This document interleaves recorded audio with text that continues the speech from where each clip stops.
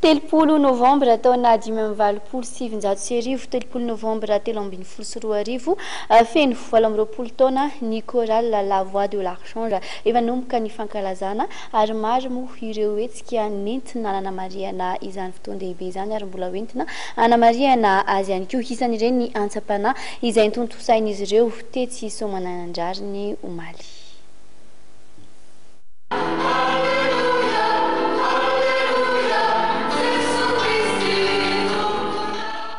Ny chorale La Voix de l'Archange dia niorina tamin'ny taona 10 novambra 2027 teny amin'ny fiangonana adventiste Bohitra Atrimo. Mankalaza amin'ny 20 taona niorenana izy ankehitriny ary misy mpiambana 700 mahery no misahana ny hira sy ny mozika saingy tsy vitsy koa ireo manohana ny Voix de l'Archange amin'ny mahasa fitoriana sy fampelezana ny filazantsara amin'ny alalan'ny hira izay raha teo no isan'ny fotom-pisian'ny antoko-pira. Omaly ny todo-saina ny antsapana isan'ireo fotoana entina ankalazana amin'ny 20 taona izay natao tetsy amin'ny fiangonana adventiste Soamanandrariny.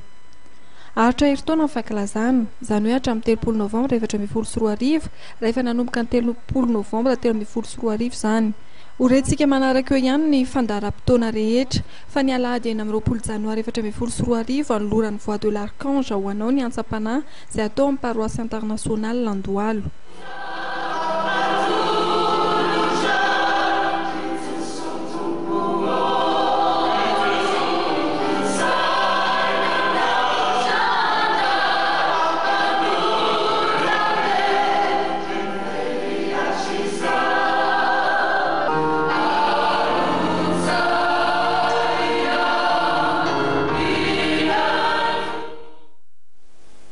Tao anatin'ny fanadihadiana momba ny chorale La Voix de l'Archange iny ihany koa no amarana antsika ny fampahalalam-baovao ankasitrahana tanteraka ianao nanaraka izany indray hatramin'ny farany mametraka ny veloma mandrapitafy fa ho amintsika tsirairay avy ary mirary fety sambatra ho antsika noely sambatra ho antsika ihany koa ny tenako manomboka rampitsoa dia Iasinjakandriamanana no hiaraka amintsika ao anatin'ny fiatrehana ny fety ny noely mandrapitafy tompoko laza.